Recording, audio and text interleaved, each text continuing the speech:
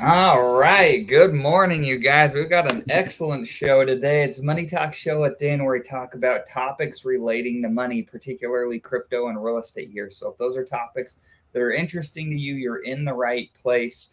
Today, we're going to talk a lot about cash flow.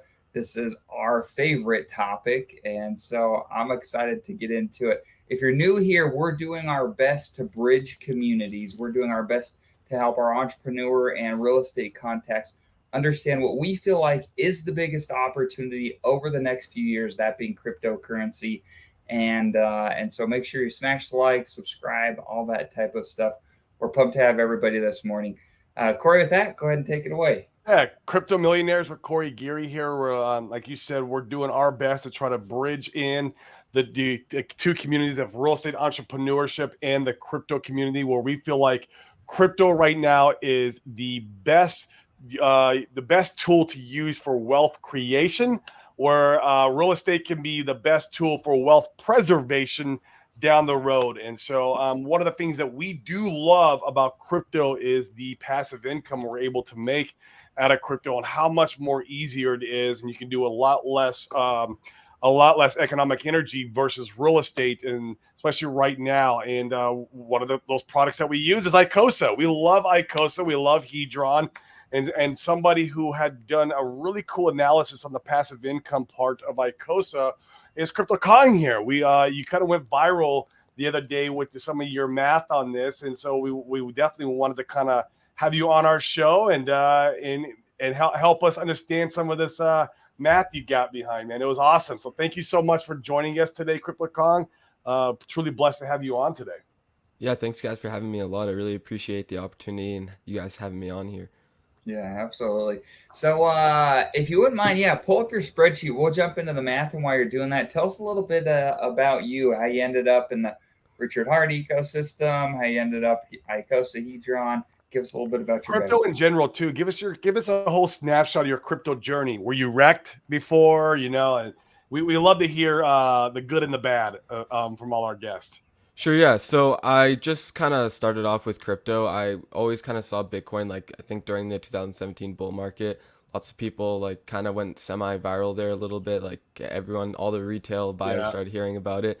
So yeah, I was kind of like taking a look into Bitcoin then, but I had no clue what it was. I thought Bitcoin could have possibly even been like a physical Bitcoin that you had in your hand or something. So I just had no clue what was going on, no idea what these things were. And I think I actually had some Bitcoin that I got from an ATM because I had a I had an ATM close to where I lived, so just like at the corner store. So I think I had some Bitcoin on some wallet, but I ended up losing the keys for that. And I saw in like 2021, like the price kind of skyrocketed up there. So that kind of got me to pay attention again into the crypto space. And then from there, I kind of discovered RH. I discovered the Hex ecosystem. I discovered Pulse Chain. I discovered that whole community. So, yeah, like I don't think I was the most wrecked Hexagon, I guess you'd say. Like I didn't really ride anything back down to zero too bad. But yeah, so I kind of recently, like Hex was pretty good buying price not too long ago. Picked up a Yeah. bunch of Hex there, did Sure. pretty good so far. So yeah, just like holding out our bags. Just now I've sort of niched myself down into Icosa because I see a lot of potential, and I see it's kind of going over a lot of people's heads a little bit, just the entire system. So I've kind of niched myself into this and trying to build myself passive income into this next bull market and into the next coming years. Absolutely, this will be fun, man. So I had a couple of questions. We'll look at the math here in just a second. So for those of you guys that are tuning in, I'll give you a super oversimplified view of Icosa and Hedron and Hex. I think most of the people, it looks like from comments here, everybody understands more or less what it is. And Crypto Kong and Corey, feel free to you can add or take away from my description after I give it if more clarification is needed. So Hex is essentially like a certificate of deposit on the blockchain where you can go buy your hex, stake it, earn more hex. Alex, the creator of Hedron Icosa, created Hedron that gives us some functionality where you can encapsulate a hex stake that allows you to move it or sell it, whatever you want to do in that respect, which is a functionality, in my opinion, that's been extremely useful. And then additionally, he built Icosa, which is the auction house for these hex stakes. The only way to bid on these hex stakes is by using hedron.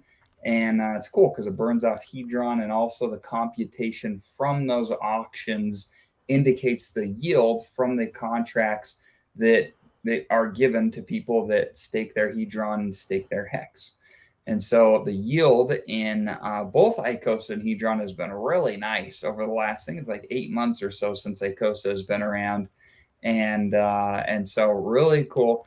One of the things that, well, I think that's probably good for now. Let's jump into some of the math, and then I've got some questions as we move through the show. The one piece that you missed was with Hedron. The initial intent was it's a lending protocol. Oh, You were good point. able to take leverage against your HSI stakes. Now we haven't, the price hasn't reached a point where it makes it interesting enough to take a loan against your HSI, because why would you risk, for pennies when your HSI is worth maybe thousands, right? And so that's one piece of the puzzle that that Alex really, his first intent was to create. It hasn't quite gotten there yet, and I think the Icosa protocol was created also to help speed that process up. So we'll just see how it goes along. But yeah, let's check out some of this math though. Yeah, sure. So I'll share my screen here.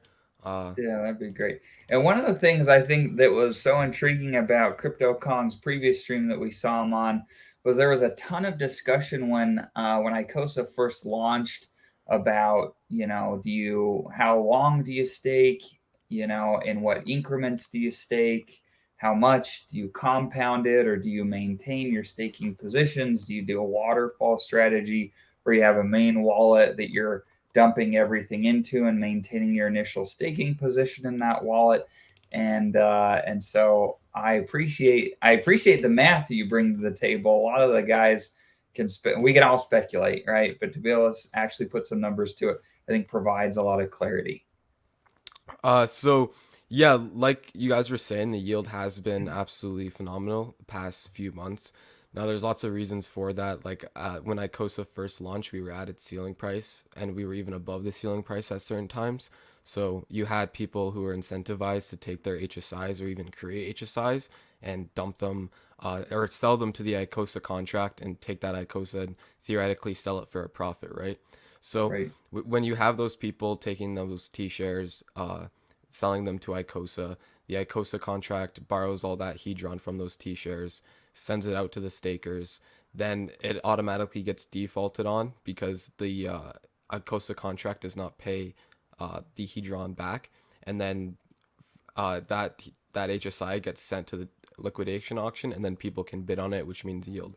So the more T shares we have in auction, the more yield we'll probably receive just on average. But right now, the yield is slowly tapering off a little bit, but usually every 90 days you have a big payday sort of day. So you'll have a bunch of T shares come in, and you might be able to receive a huge portion of yield for any given day. So yeah, here I sort of built a compound interest simulator. And what the simulation, the parameters it's set at is if the yield sort of just stays the same, divided by 15%. So that's like just a little buffer, maybe seeded liquidity, blah, blah, blah. But more or less, if the yield were to just stay the same and no new competition was added to the pool, then this is how fast and how much you could compound. So this demonstration isn't necessarily to show you guys, oh, if you stake this amount of Icosa today, after this amount of time, you're going to have this exact value. But it's to show like the yield, how good it is, and how you can actually extract value from it through compounding your interest. So one thing, And when you say the yield remain the same, are you taking an average since Icosa began? Is that what you're doing? so I'm taking basically the past 90-day running average for yield, I would say. So Okay. I'm not taking any of those huge burn days that we saw at the very beginning. None of those are priced in here. I think if I had those priced in, it would be probably a 50% Much higher. increase in what we're Yeah. seeing right now. Yeah, it would. So yeah, I don't have any of those massive burn days priced in, just basically the past 90-day average that I've actually been receiving in the system is what Cool. I've priced in. Very So cool. Yeah. So yeah, like there's lots of different strategies, and all of the different strategies have all their different pros and cons. Like for the example of 90-day compounds, you're going to spend a lot on gas fees, but you theoretically will be able to extract more value. And the other like waterfall strategies, or just like set it and forget it sort of strategies, you are able to conserve your endpoints, but the issue arises is when, let's say you want to emergency end stake or unstake early, you'll have to wait a longer period to get 50% of that principal or 100% of that principal and interest out. And as well as you're going to be getting diluted more, because since you're not compounding, if there's people who are increasing their pool percent size and you're not, you're eventually going to start receiving less and less and less yield. And that's just a factor of you having Icosa sitting in the account, not printing you more Icosa, not doing anything, but just sitting there dormant, right? Right. Because on the at that waterfall strategy, your end wallet that you're dumping everything into, you're maintaining your initial staking position on the initial capital, but the new capital that comes in, it gets the new rate, if you will, when you deposit it, correct? That's correct. So yeah, when you do deposit that new capital, you will get that new rate added on to your previous old rate, but it would be the same. Like what's really good about the waterfall strategy is you can still have the benefits of compounding interest, and you can still have the benefit of conserving your endpoints if let's say the pool share just completely runs away from us and there's just a whole bunch of new competition added. If you had conserved your points and you compounded them into the waterfall into that one large account, then that would be a good strategy for you to also compound and conserve your endpoints. Because the way Icosa yield is determined is, if I were to stake, let's say 4,000 Icosa today, or 400 Icosa in 10 accounts, I would receive the exact same amount of yield, but just either spread across 10 accounts or all in that one same account. Now, the way sort of I look at the 90-day compound strategy is, let's say I have these 400 Icosas staked out in 10 different accounts and they each come out every 90 days. After that 90 days, I can immediately take that interest, add it on top of my principal, and create new stakes, right?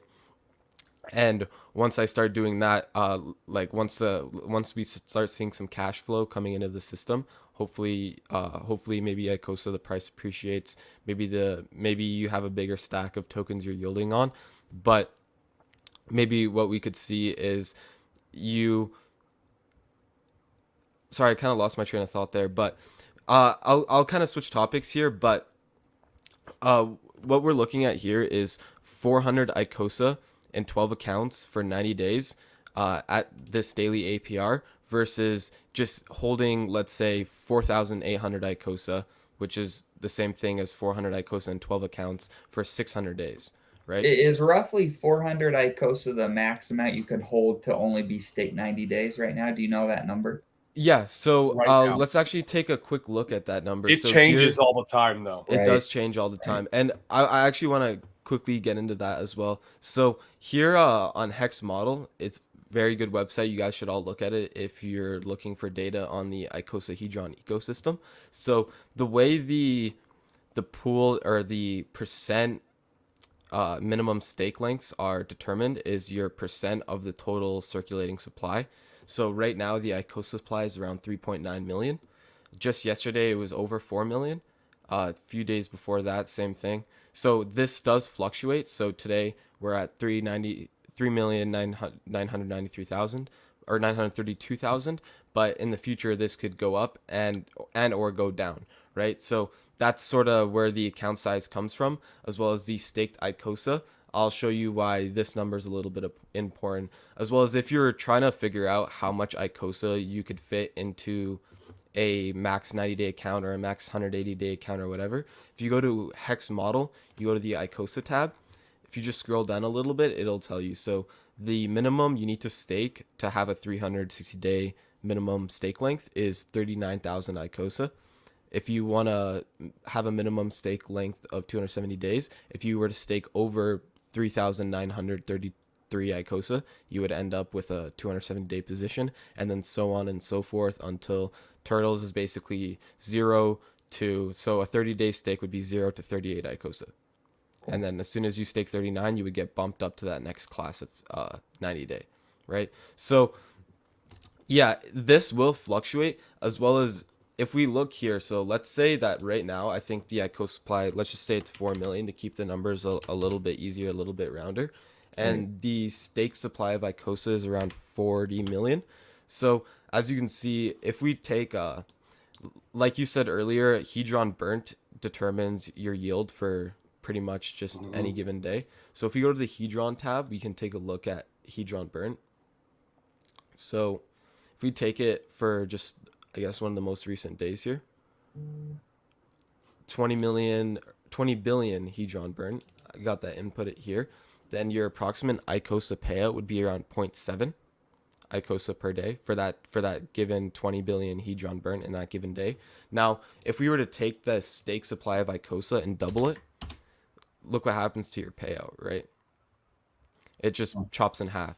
So as there's more competition coming into the pool, as there's more Icosa being staked, you're going to have a harder and harder and harder time obtaining the same amount of yield. Sort of like Bitcoin hash rate, where you have more computers on the network competing for the same BTC reward. You're going to eventually have a harder time competing with all of the computers. So it becomes not worthwhile after, a certain amount of time. It's exactly right. And that's where the pumpamentals of Bitcoin comes in, because it's not worthwhile. But if BTC is 20, 30K and you're mining, what is it? I think 6 Bitcoin block rewards right now. I think it's still 6. I think it is. Yeah. Up into 24.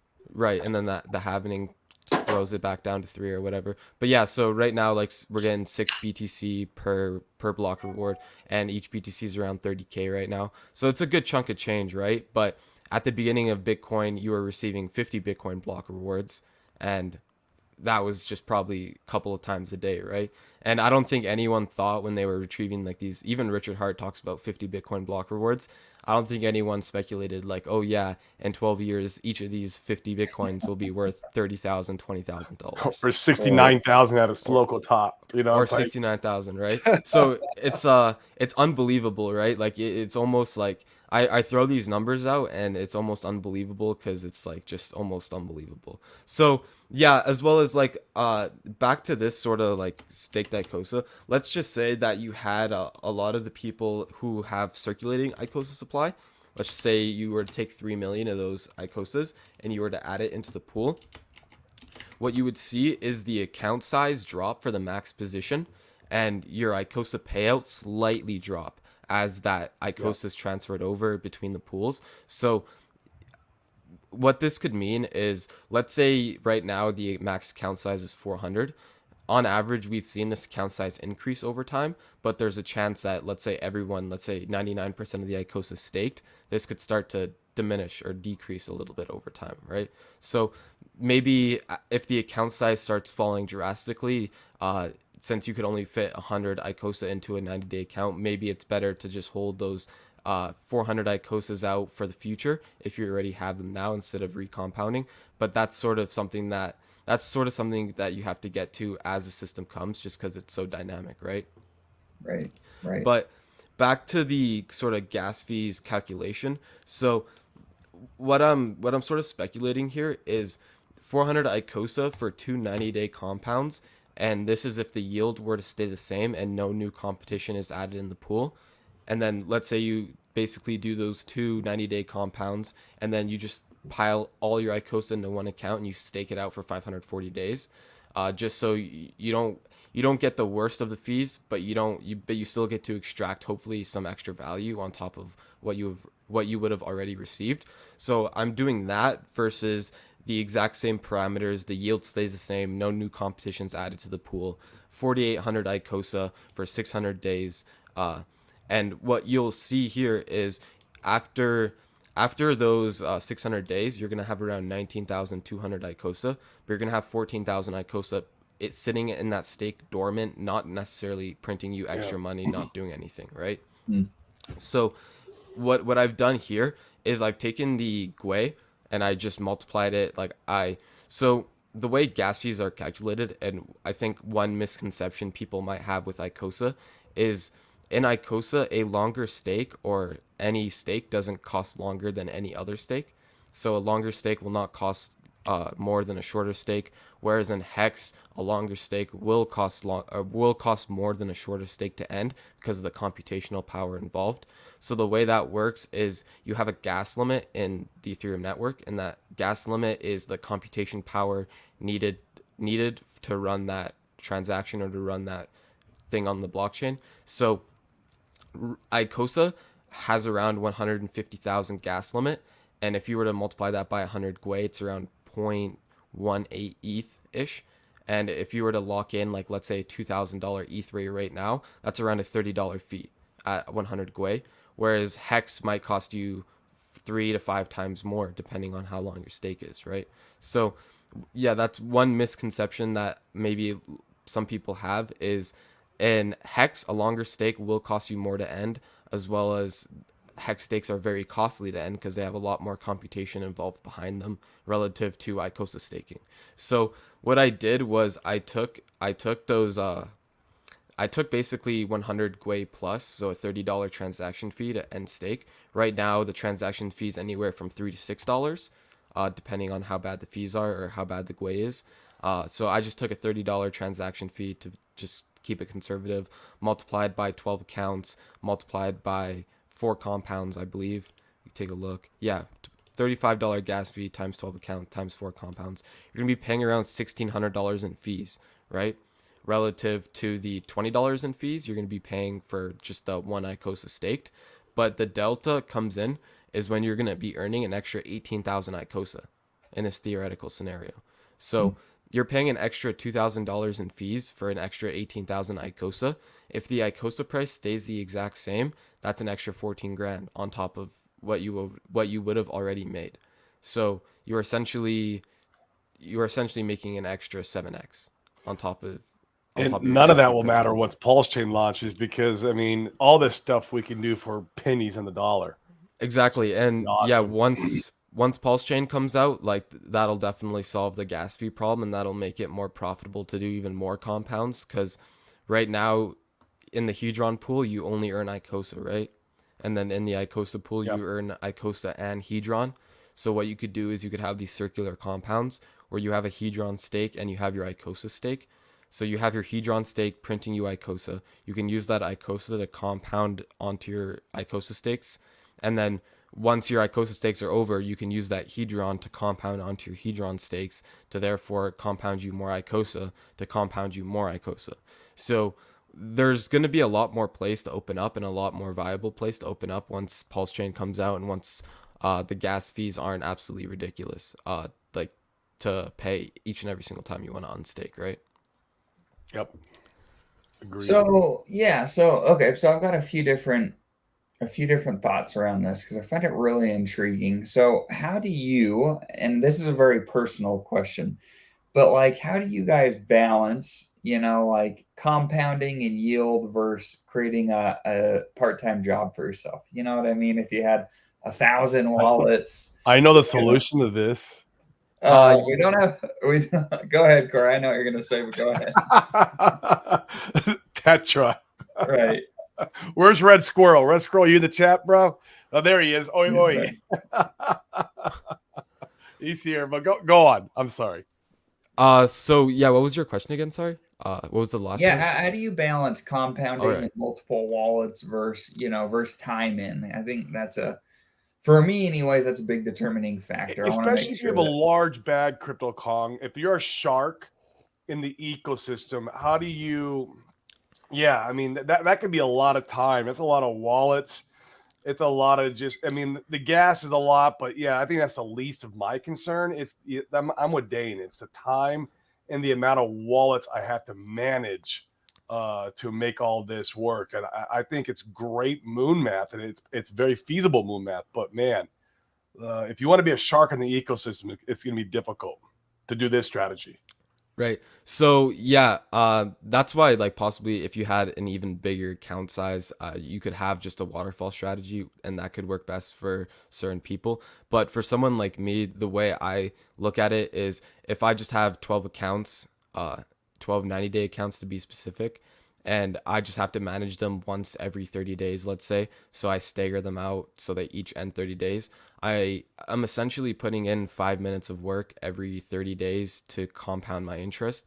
That's sort of how I'm looking at it. But I just compounded 25.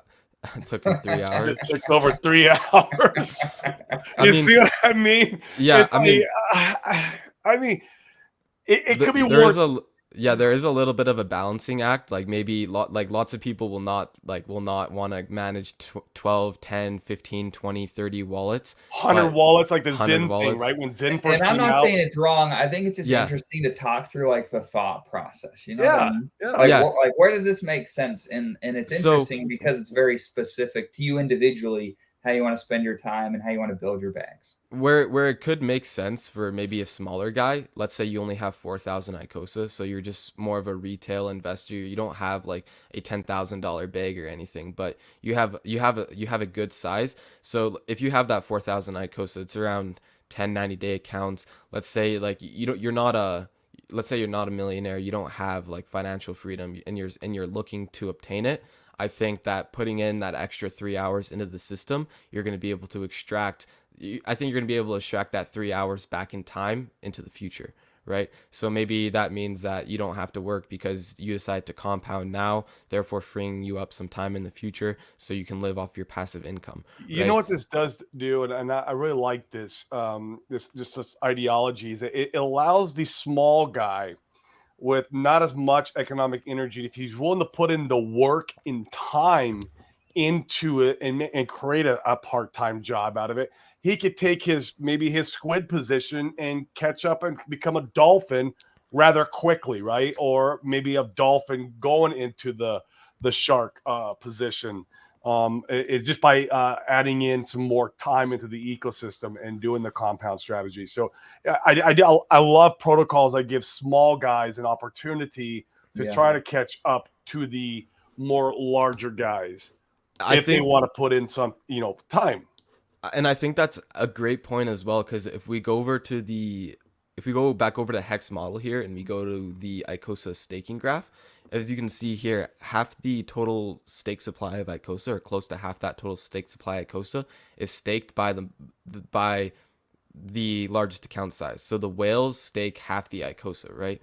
Whereas you have the dolphins, which have the most amount of individual stakers, staking essentially what is the least amount of Icosa besides like the 30-day category, which is just so small right now. Like it's kind of not really important, but 90 days, like you have essentially the most amount of people staking the least amount of Icosa.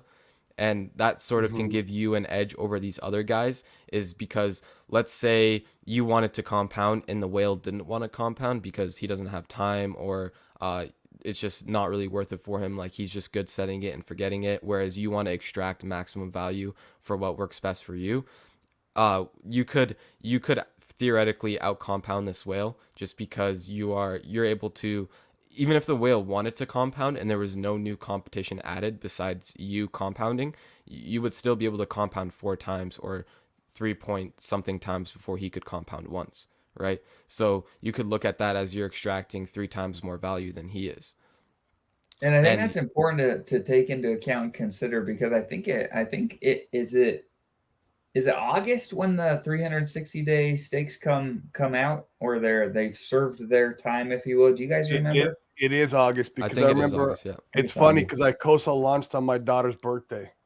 Oh, really? I'll never forget it. I'm at the freaking birthday party that I set up for my daughter, spent $1,000, got like 30 people. I'm over in the corner of my laptop trying to do Icosa, and I'm like, everyone thought I was crazy. I'm like, just give me 1 hour, give me 1 hour, and everyone, Right. yeah. So I think it's a really interesting strategy, especially for the next, like number of months. You could get a couple of compounds in if you're one of these smaller, if you had some smaller wallets like this before potentially some of these larger stakes came out and they recompounded and there was, significantly more competition in the pools. Right, because even these 360-day accounts, by the time they end stake, they probably have this like an equal or slightly over that amount of Icosa coming out in their stakes. just because since the yield has been so insane for us, it's been just the same for them, right? It's just that they haven't compounded anything, so they're just receiving a regular APR over time. So if That's an interesting point. So, in respect to your percentage ownership of the yield pool, you could actually increase it far more rapidly if you're one of these exactly, smaller accounts compounding more. Okay, I'm following. exactly. Giving the small guy the opportunity to catch up by putting a little bit more work in versus the big guy who just puts in economic energy. Right. Exactly. That's a great way of explaining it. So yeah, and like a good way to visualize this is if you were to take that 400 Icosa right now, it's approximately 1.5 endpoints. Maybe it's like 1.45 now or 1.4 now. Maybe it's slightly different, but around 1.5 endpoints. After the 90 days is up, you're gonna compound yourself up to in the 12 accounts, you're going to have all day 23 or 20, close to 24 endpoints. And that's from an original starting principle of 1.5 endpoints times 12, which is 18. Gotcha. So you're essentially going to have 5 more endpoints. And the endpoints is how your yield is derived, right? Yeah. So, and because the endpoints is your percent in the pool. So if you're increasing your endpoints, you're increasing your percent in the pool. If you're increasing your percent in the pool, we know that means you're increasing your yield. If you're increasing your yield, that means that you're extracting more value than other people who aren't compounding or who aren't increasing their yield or who aren't increasing their percent in the pool. So, yeah. I like it. And this is a good comment. I heard you on the other show. I believe you addressed this, but yeah, I think it's good to point out. We're able to calculate how much the daily APR will fall once the source address ends its liquidity injection in August. And I think that in regards to percentage of yield, I think it's a relatively. I think we were calculating it on a different show. I think it was 10 to 15% of the Yep. total yield that's been produced so far, something like that. It's not. Yep. Yeah, it's not massive. Yeah, so yeah, that's why I sort of took the 10 to 15% decrease on what we're seeing right now. That's sort of like cancel out the seeded liquidity as if it wasn't there. But yeah, like you guys said, if the seeded liquidity that we've been receiving for this first year, it's only about 10-15% of the actual yield we've been receiving every single day on average. Which blows So, my mind. I really can't wait until this whole ecosystem really takes off in the next bull run on Pulse Chain. I right. can't imagine the yield then. Guys, do me a favor and smash the likes and hit the bell notification if you like this content. That way we can help the algorithm boost our channels and we can keep bringing you more people like Crypto Kong on. All right.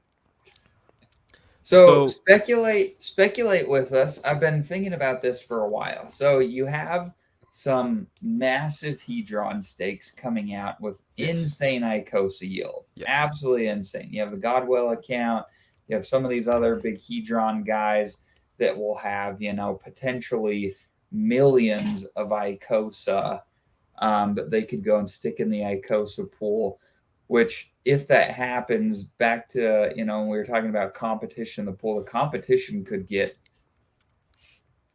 very large in that respect because you have yeah, new Icosa coming in the pool. Have yeah. you thought? Oh, I'd love your guys' insights on that. What are you thinking? What are you feeling about that? How are you anticipating strategy? Yeah, what do you guys think? So what I'm thinking is sort of like what I like about the strategy that I'm doing right now is since I'm able to compound every 90 days, I can hopefully increase my position size every 90 days. So even if there was new people coming into the system, hopefully even for the past few compounds I've done, I was able to increase my pool percent by about 30%. And that's with a 50% increase in competition in the pool. So, uh, I guess we'll have to see how this plays out with time because I wouldn't be exactly sure. But Yeah, from my nobody knows. It's experiences, unknowable right now, right? yeah, but from my experiences so far, I had a bunch of Icosa staked when the pool share was around 100 billion B points all day for the Icosa pool. Now it's around, well, by the time I unstaked, it was around 150 billion B points. Huh. And when I compounded that, I increased my share points still by about 30%. Gotcha. So Interesting. the pool, yes, like the pool will it will eventually increase with a lot of extra competition. But what I do think is that whether or not you are compounding or not, your yield is going to drop down. But if you are compounding and you are able to increase your position size in the pool, then hopefully you're going to be able to receive on average the same amount of yield than you were the past however many months or however many days you've been Yeah, staking. I'm following. I like it. Cool. So talk to us about Crypto Kong, and you guys in the comments too. In fact, we'll go to the comments here in a second. So love your guys' feedback on what you think about this in the comments. So one of the things that's the Icosa system is facing right now. We've talked about this with other guests, and I love your feedback on a Crypto Kong.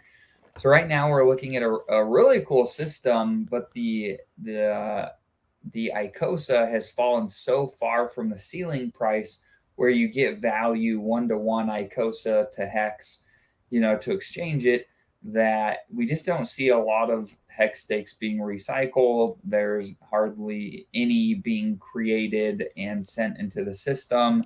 And of course, if nothing's going to auction, then the yield here, we've seen it, it's tapered off, pretty substantially, and for all intents and purposes appears to continue to want to do that unless an actor comes in, shocks the system, brings more life to it. I'm not saying that it's dead or anything like that. Corey and I both have big positions. We're holding them. We're excited about it, but I'm trying to think through how the system could get like an injection of additional life to really like restart it again. What are your thoughts on Sure. that, Crypto? So yeah, I think as the hex price increases, you're gonna see the Icosa yield potentially go up and recycled T shares potentially go up. Now, my thought process behind this is, let's say you were picking up T shares on auction when hex was at 2 cents for this example, let's say, and let's say you had a 50% discount on a 2 cent hex T share rate or I whatever. did just that. Right. So, let's say you paid, like, maybe you paid $100 for one T share, and that was however much discount that you could have gotten if you just went to the market and you did that for the day, right? So now we've seen Icosa, or not Icosa, we've seen Hex do, what is it? We're up from their 3 point something X or something like that. We're at 7 cents right now. So when you pick up a deal at 2 cents and then the hex price goes to 7 cents, now those T shares are presumably worth more. So what that means is that if you only paid $100 for it, and Icosa also had a little bit of a pump, maybe where before, we were still so far behind the ceiling price, it wasn't an option, or it wasn't viable for you to sell your hex stake back to the Icosa contract. Maybe now that hex is pumped and the Icosa price maybe has gone up a little bit, then maybe now you've actually received a bigger delta on what you paid for your HSI, and maybe that incentivizes people to liquidate them. Yeah. Oh, that's an interesting theory. I hadn't thought through that. I like it. So That's an interesting one. yeah, so I think lots of people, like, the most of the T-shirts being recycled were at the ceiling price, and that's just because of the arbitrage opportunity that people would have, where you could take that T-share and you could sell it for more or the same amount of Icosa. But what would happen if you bought, let's say, $100 hex stake on auction? Let's say it pumps up, it's worth $350 now. Okay, I can also liquidate, let's say, $200 of Icosa for it. Well, now instead, before, let's say it was only $80, now I can liquidate maybe $150, $200 of Icosa. Maybe now it's worth it to do that. And that could bring some more recycled T shares into the auction place and possibly incentivizing more people to liquidate their HSIs, meaning more yield for us. Yeah, I like it. No, it's cool. Vets in Crypto says, never doubt Alex. Absolutely. We're riding with Alex. And Alex has talked about building more stuff too. You guys have probably seen the tweets. It'll be interesting to see if there's more stuff built to help Icosa and Hedron or additional components to it. That'll be cool. I probably will. Those are his babies. I mean, why not integrate them somehow, right? We don't know how, but like, I can't imagine them not having some kind of feature into the new stuff that he's building. So, sure. Here's a good question, Crypto Kong. How many 90-day wallets will it take to make a 100K a year? And Connor clarifies. He says 100K tokens a year, not dollars. 100K tokens a year, not dollars. That's a good, I wonder what that math is. So, we could do the math if the yield were to stay the same and no new competition was added, but it's not going to be 100% accurate because most likely the yield isn't going to stay exactly the same, and most likely there is going to be new competition But added. we could go forward thinking on it and say, okay, what if the yield drops 30% or 50%?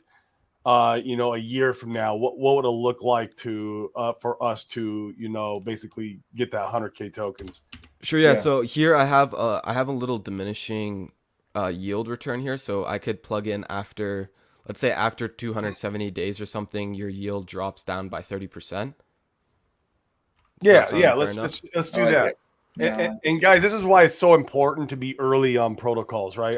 I'm so blessed that that I was early, Dane was early. I know a lot of you guys in the chat were early on this protocol. It's because usually when you have these new projects, the yield is the best in the very beginning of the project, the inception of the project. That's when the inflation is usually the highest, and that's when you want to be in on these deals. I mean, if you'd have got a hex on day one, of course, your T share rate was I think they started out, it was like 9,000 or something like that per in hex terms. Your yield was a lot more when you were staking hex in the beginning than now. But same with this. Same with this. I mean, so we're still early on this. I mean, how old is Icosa? Not even a year. 9 months old-ish. 9 months. So we're still early enough that we can get in here and really capitalize on some amazing yield. Some of these methods. So yeah, like to build on top of that, like Richard Hart says, like every token has inflation, and usually when it's in its highest inflationary period is the best time to buy it, and the best time to participate. It's also, the best time to participate as well. 100%, right? I believe that. 100%. And especially if you're in a good token with good product market fit, like Richard Hart says, and you have long-term conviction for the system, then of course, right? Definitely. So to answer Connor's question, how many 90-day wallets will it take to make 100K tokens a year? Not dollars. So is he talking 100K tokens interest, or how long would it take him to compound up to there? Yeah, feel free to clarify if you like, Connor. Let's just say to get to 100 tokens total. 100,000 tokens total. So yeah, let's say that after 270 days from now, your yield drops by about 30% perpetually into the future. After year 3, day 180, you're gonna have around 10,000 Icosa in each account. So if you were to have 10 accounts, that's 100,000 Icosa right there, right?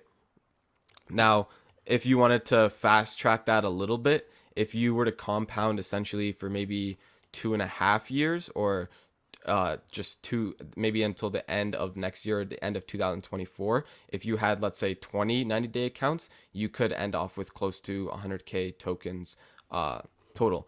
But what I like, it's extremely hard to say exactly how long it'll take, just because I can't predict exactly how much competition is going to come into the pool, and I can't predict how much Hedron is going to get burnt to figure out the exact values for yield. But yeah, if the yield does stay for the most part the same and decreases 30% after 270 days from now, then if you were to have 10 accounts after about 3 years, you would have 100K tokens. And if you wanted to double your accounts up, so 20 accounts, after maybe sometime in year 2, you could easily have 100K tokens. And the way I also like to look at things is, I don't even think you need 100K tokens. If you want to get some cash flow, I'm looking at 50,000 Icosa to be like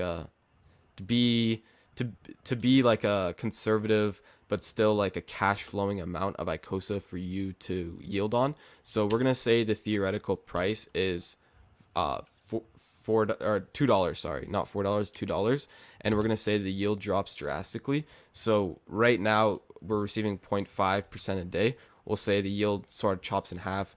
We'll say 0.25% a day. I like it. So if you had 50,000 Icosa, your payout per day would be 125 Icosa. Your payout per day USD, 250 USD a day. Your monthly, 7,500 a month.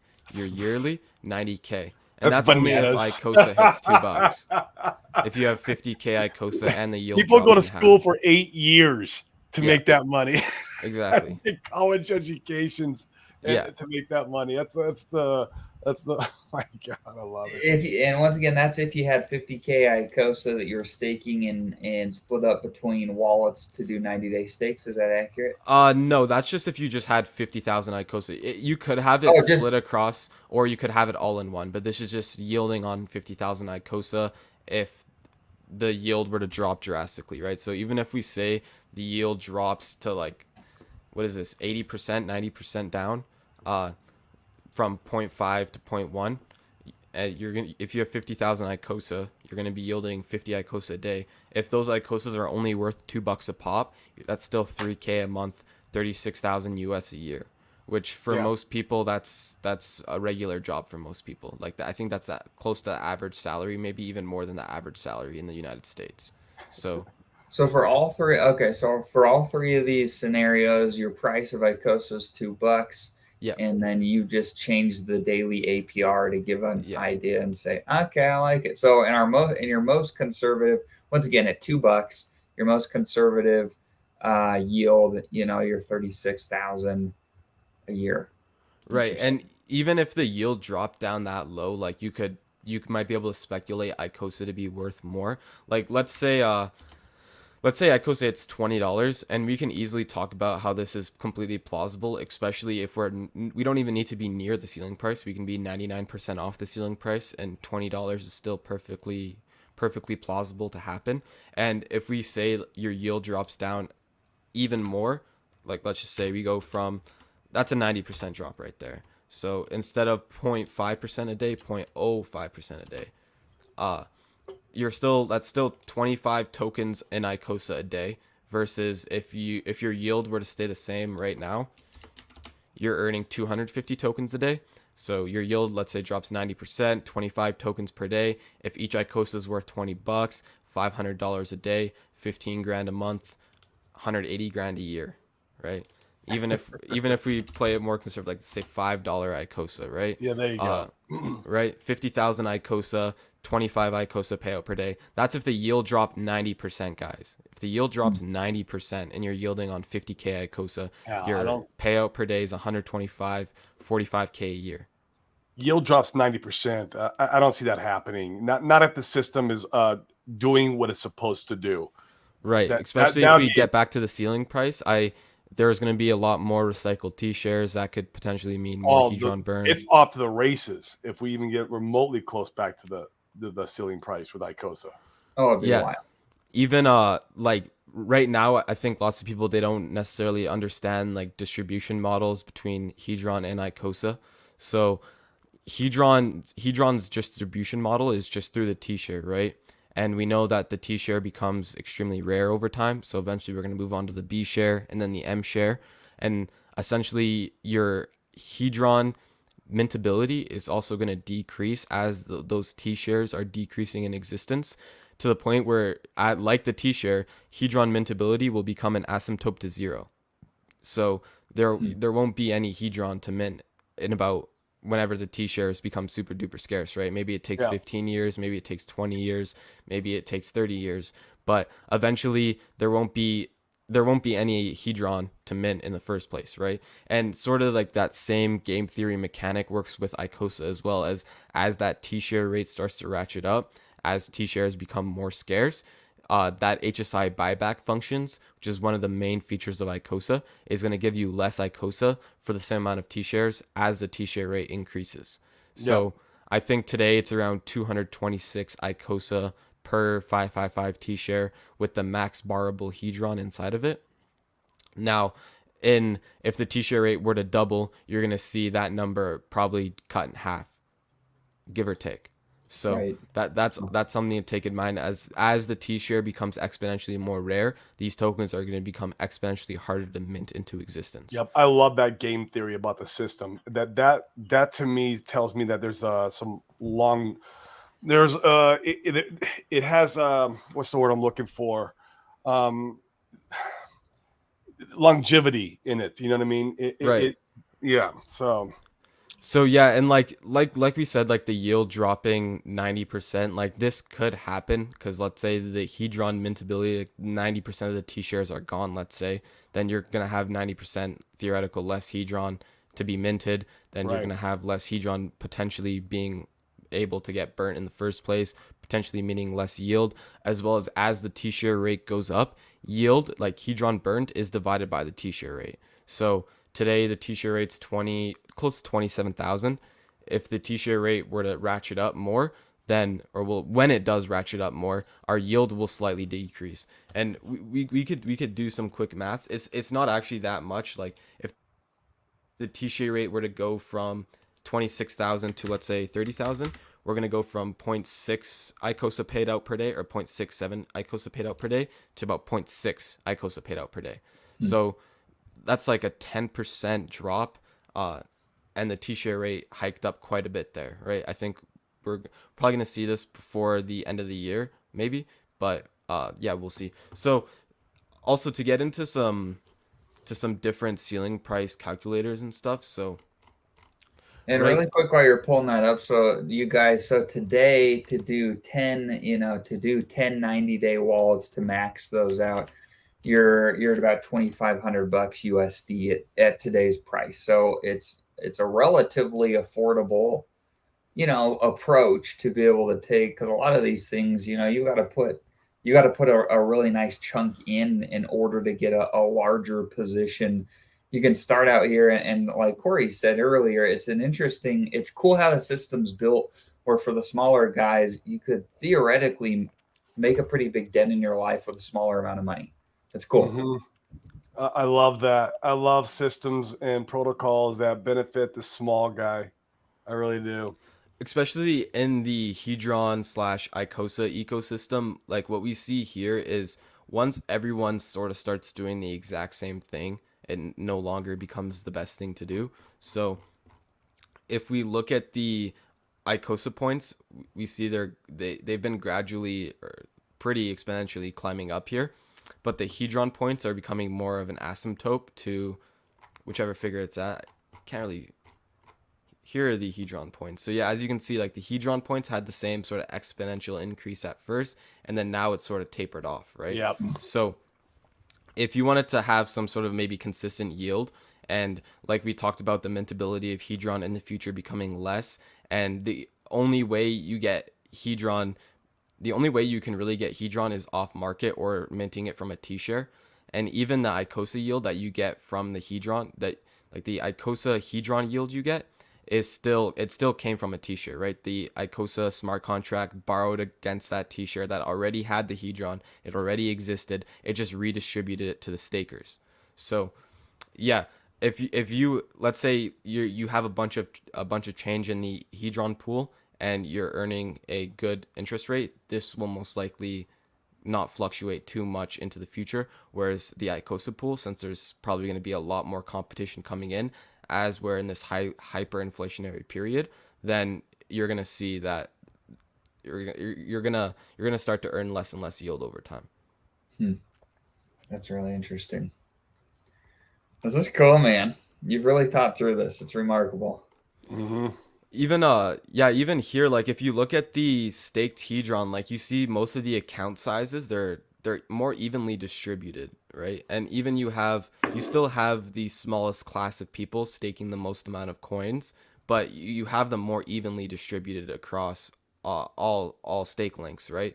Whereas here before in Icosa, you have kind of like a linear increase going up towards the max, the bigger whale account sizes.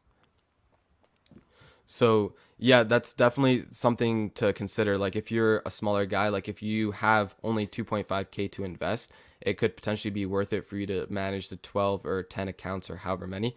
But if you have 25K, then maybe you use 10% of that, make 10 90-day accounts, and you compound that all into that one big account, let's say. The And maybe waterfall method. right. And maybe that works better for someone with a larger percent and gives them, you still have to manage some wallets, but it's not managing 100 wallets, right? So Yep. yeah. Cool. Yeah. And here even like if we see like the T-share rate will eventually go to 90,000, when before most likely 2030. I could pull up a chart here if you want to take a look at it. Yeah, pull it up. I love this saying while you're pulling that up. If it's like you're farming chickens. Every 90 days, you have new chickens to produce another chicken. That's exactly what. That's a great point. Yeah, that's That's a exactly good what way it of is. looking at it. Uh, yeah. So here's the T-share rate projected out. Not exactly sure share rate chart. Here it is. Can we extend this out more? All models. Okay, perfect. Here we go. So by 2030, as you can see, even on the extreme low end, we're going to have a 90,000 T-share rate. And this is if the system were to just stay the same. No new stakes were added, and all current stakes were just ended on time. And the T-share rate ratcheted up accordingly. By the year 2030, you'd have around a 90 to 120,000 T-share rate, depending on adoption and other things, and like hopper multiples and a bunch of stuff, right? But 90,000, we'll just take that base layer, so 90,000, right? And that'd be in the year 2030. So Hex was released in 2019, I believe, late 2019, Mm-hmm. right? So late 2019 to 2030, that's around 11 years. And 11 to 12 years, Bitcoin did a 6.9 million X. So if we assume Hex can do a 100,000 X, so not a 6.9 million X, but just a 100,000 X, that would be a $5.56 Hex after 11 years or however many years. Your ceiling price for Icosa is going to be about $2,000 for per Icosa, right? Huh. Will we hit that? Maybe. Will we not? Maybe not, right? It really is just up to how people want to derive value from the coin and how people perceive its value. But even if we are looking at it 99% off the ceiling price, we still have a $20 Icosa in 8 years or 12 years, or like, and by 2030 essentially we still have a $20 Icosa 99% off its ceiling price. And that's still right now the lowest we've ever gotten on the chart is around 80% off the ceiling price or 85% off the ceiling price. So to go 99% off the ceiling price, you could consider Icosa to have not failed but not necessarily done its job, but you're still looking at a $20 Icosa, right? So it's nothing bad about it still. Right. The numbers get pretty wild. Yeah, especially it's mostly correlated to the T-share rate as well. So if I were to take essentially the same price but half the share rate, you'd see from $600 to $2,500. So like Icosa is strongly correlated to that T-share rate, and the longer you wait, and it's like I was saying with the distribution model of Hedron, like eventually there's not going to be any Hedron available to be mint because there's not going to be any T-shares to have Hedron to mint in the first place, right? So that's something to definitely take into consideration. And even if the T-share rate is, let's say, 45,000, which will happen, we could take a look here. 45,000 will happen by the year 2025-ish, 2026-ish, around there. So if we assume that'll happen 2025, 2026, let's say Hex does 100,000 X, let's say like next bull market, ooh, like nice big pump from Hex, you're still looking at a $5 Icosa, right? And this would be over the next 2 years, right? So if we have that same $5 Icosa and that yield drops 90%, you're still making 45K a year after the yield drops 90% or whatever it is. So yeah, all you guys really need is just to compound your way up, wait for that T-share rate to ratchet up, and eventually the rest I think will just take care of itself. And as I was saying, like these coins I think are going to become a lot more scarce as time goes, and we'll see. I don't think they'll become more scarce. I kind of know they'll become more scarce, especially Hedron with the burning mechanic plus its only mintability coming from T-shares, and we know T-shares are deflationary and T-shares will eventually become very expensive. These tokens will become very scarce, and if you're paying attention here now, you're most likely going to set yourself up for this cash flow into the future. Jeez.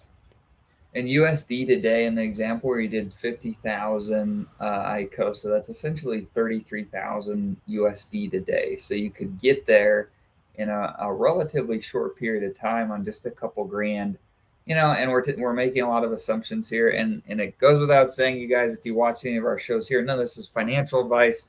You don't need to make actionable steps off of anything we're talking about here. This is just us, a few guys on the internet, shooting the breeze because we Yeah. think it's fun. So it's interesting to speculate. But yeah, I mean, essentially, you could, if the math played out in the scenarios like we're talking about here, you could have your 10 wallets that you're compounding to be able to get from your, yeah, to get to your 50,000, which is your 50,000 Icosa, which is about 33 USD today. You could get there in a year, wasn't it? Didn't it play out in a year? I think it Or was a couple just of years? 2 years? 2 years and a 2 little bit, years. Yeah.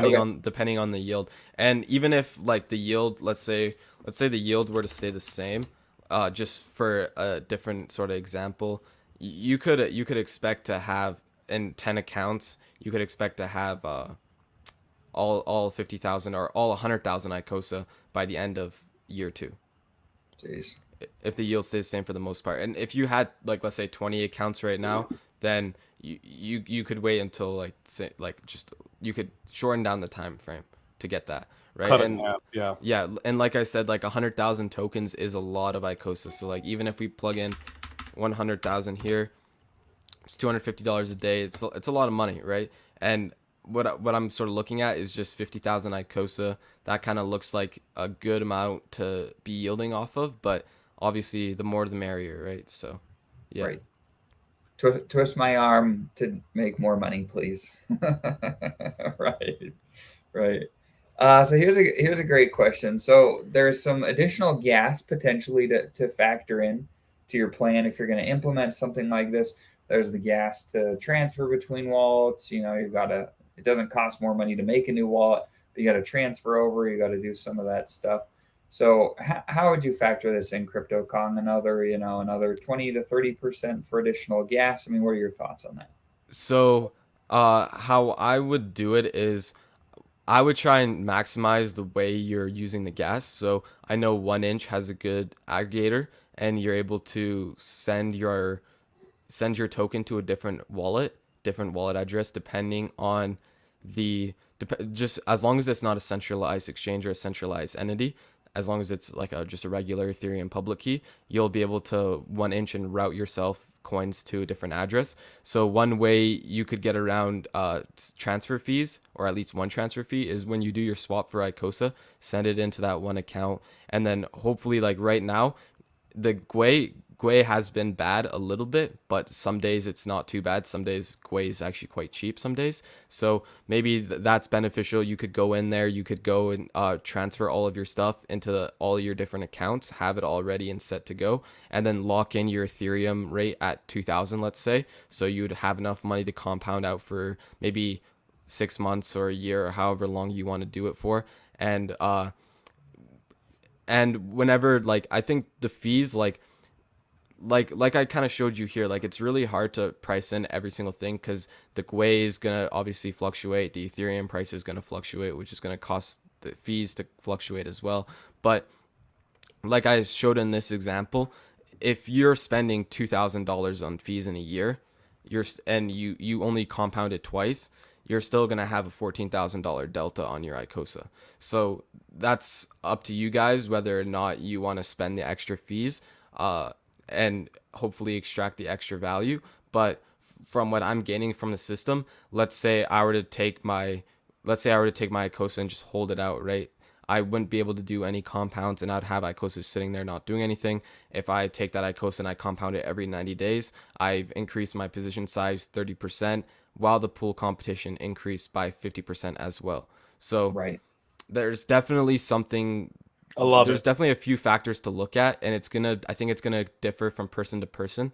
And I think that there's different jurisdictions. I'm not like a tax specialist, like, or anything, like, no, like, I'm not like an accountant, like, I'm not any of that, not saying any of that, but I think that if you end stakes in certain jurisdictions, that could be classified as a taxable event, and that could also possibly maybe make this strategy less viable for someone, just if they want to account their records properly and have everything accounted for. So maybe then it'd be more beneficial for you to, instead of paying that tax, just have one big account and not have the end stake sort of taxable event happen Wow. theoretically. My opinion, every if you're in so crypto, often. you need to start looking at options to help you offset those taxes in the future.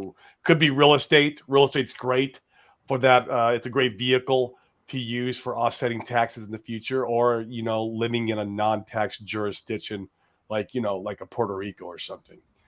Could be a great option for that kind of tool. So yeah. Agreed. Man, this has been great. The comments have been going. Oh, there we go. Comments have been going bonkers. Let's make sure we address some more of this stuff. I think you've done an excellent job, Crypto Kong, walking us through the math. We really appreciate you, man. Thank you. Crypto Cat Doge says, when you say 10 accounts, do you mean you assume you can stake 10,000 Icosa on one wallet at that point? You might need to provide some more clarification around this, Crypto Cat Doge. You can do 10,000 a wallet today if you wanted to. Yeah, but you're going to be locked up.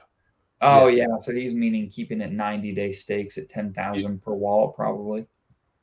You can only stake, if I'm mistaken, right, Crypto Kong, like 400 per 90-day stake. As of right now, yeah, with the circulating supply at its currently, yeah, that's correct. Yep. Correct. So, yeah, I'm not exactly sure what that question is, but if you have, there's no max amount of Icosa you can stake, so you can stake as many Icosas as you want, but you're just gonna have that minimum of 360-day lockup. Yeah, absolutely. I don't know if you've looked at any of this data. Paul says, I've heard that after the large amount of Hedron inflation is done in the next 5 years, a billion Hedron will equal about 180 T-shares. What's the equivalency in Icosa?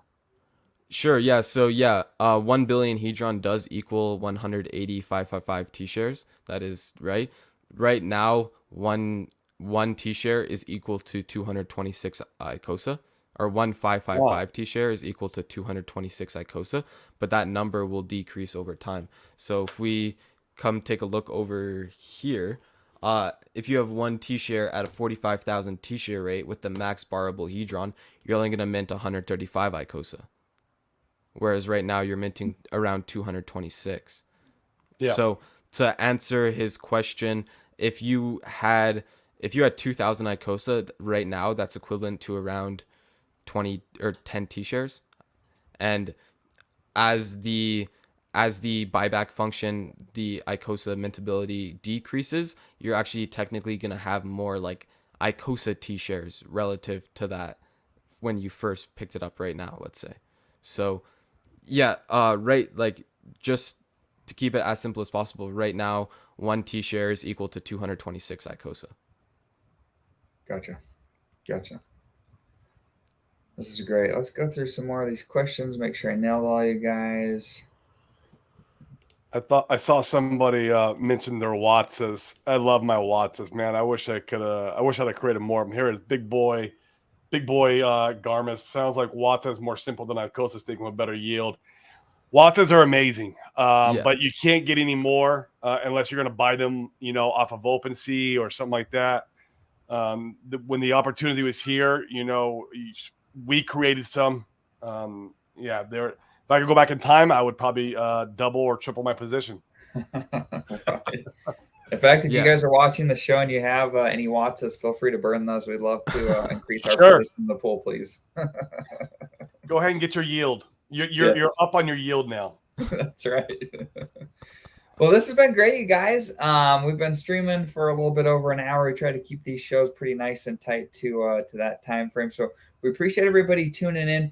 Make sure you smash the likes, subscribe to the channels. How can they get a hold of you, Crypto Kong, if they want to show your stuff, man? Show your stuff. Yeah, so on YouTube, just at CryptoKong145. Same thing on Twitter, at CryptoKong145. Just gonna hopefully be posting out some great content. Just find me around, like usually just around the community, hopefully making some more content coming out soon. So yeah. Absolutely. That's great. Well, make sure to follow him. His follower count right now is very undersized compared to the value that he's producing in the community. So go check him out. He's just making incredible stuff. I've been following him for a little bit now, and we feel blessed to have you in the ecosystem. So thank you. Appreciate blessed you, man. To be here. Thanks for being on the show. Thanks for having me. Yep. We'll talk to you guys later. Thank you. See you guys.